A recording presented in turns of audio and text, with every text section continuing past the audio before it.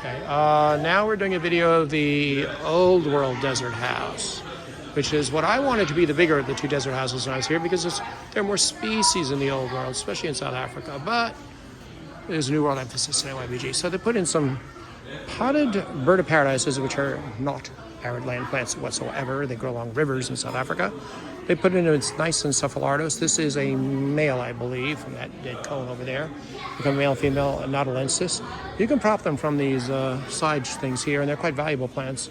So much so that in South Africa, if you have one, I think you need a license to prove you got it, from a horticultural source or permit, rather than from the wild where they're endangered.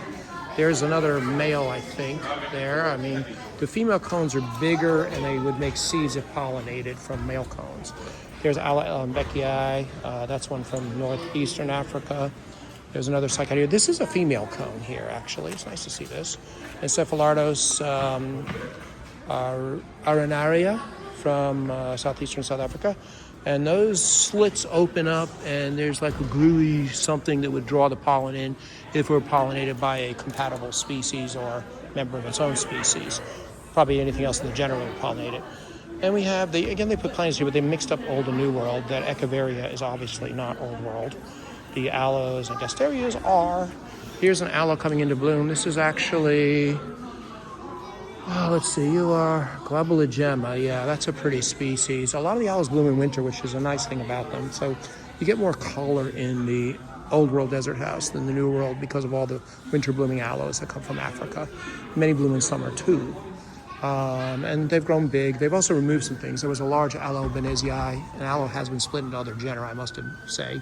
So it's now given another name, but I think it tipped over or something, and they got rid of it. Or they were going to propagate it, and I think the story was they were going to propagate it, and they got rid of it before the people that know what they're doing could propagate it. So that was unfortunate. This is a euphorbia. Those are the seeds developing in those pods, which will explode. The flowers are little green things. This looks like something that I remember ordering a bunch of seedlings from arid lands when I was here. Let's see the tag where this guy came from. But it's been so many years. This is probably from another source. This came from NYBG collection. So this might have been something they had from a while ago, and we propped it by cutting it and letting it dry for a while and then replanting it. There's another aloe there with yellow flowers. A very tall one in the back. It could be aloe ferox, but I have to look at it to see for sure. Here are some of the euphorbias in flower, which is not terribly impressive. A cyphostema, a grape relative, with succulent leaves. It'll make red berries if it does flower. More aloes. Oh, this might be this is one of the tree houses. Aloe dicroctoma, I think. Yeah.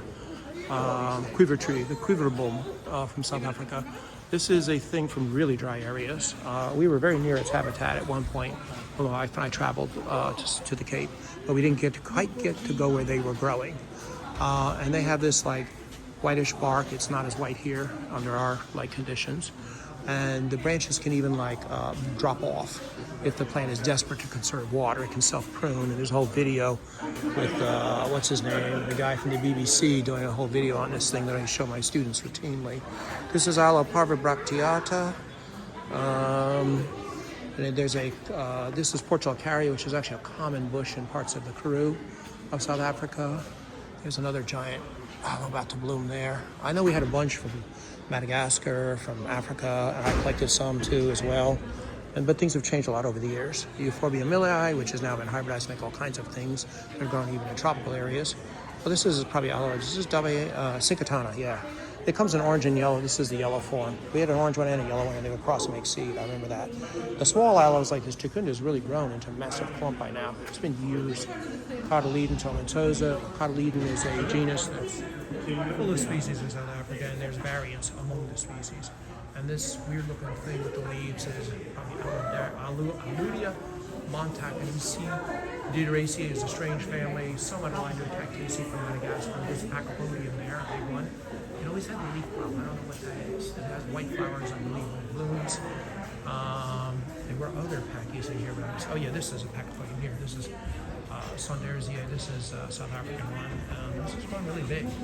And it should have, I believe, a little purplish type flower, if I remember right. That's attractive in bloom. And they have Aloe harlana here from Ethiopia in bloom. This is impressive out of the jade plant. It was bigger before. I don't know if they've cut it out or repropped it. And there's a euphorbia there. And we'll go look at this bed here and see what they've got. This is Aloe reynoldsi. This is a very rare species that they had in the prop house when I first started working here. I made sure to produce seed on it because we had different clones. Seed was sent from South Africa before I ever got here, I think of it, and grown. And it has yellow flowers and grows on like a cliff sides and a gorge somewhere in South Africa, I think. And it's only very localized in its distribution. It's related to Aloe striata probably, but it's very pretty when it is in bloom, which is not now. There's a snake plant there with inflorescences popping out of the ground. That might be the one they call Masoniana or something like that. There's Masoniana, yep. With white flowers and spikes. It's one of the tropical African ones from north of South Africa. There's a whole bunch of new ones being discovered by a couple of guys in Tanzania that are running the Sansevier Foundation. Barry Yinger from America and a friend of his, an old-time friend of his, who's from Tanzania, together have worked out, I think his name's Robert. They post stuff all the time on Facebook about what they're doing, and it's really cool. Here's an aloe, Melangiana. Okay, this is one that I collected because Melangia Mountain is in Malawi. So I got seed of this when I was working here at NYBG. And it's good to see it's blooming here because this is not something you'll commonly find because it came from Malawi, and I was at that mountain, and there was seed at the time. So it's nice to see it's still here and in bloom. Hopefully multiple clones so they can set seed on it and propagate it. And then, this euphorbia, I hated this thing. It's Cristata variegata. So again, horticulturists like monstrous looking things. To me, they look hideous.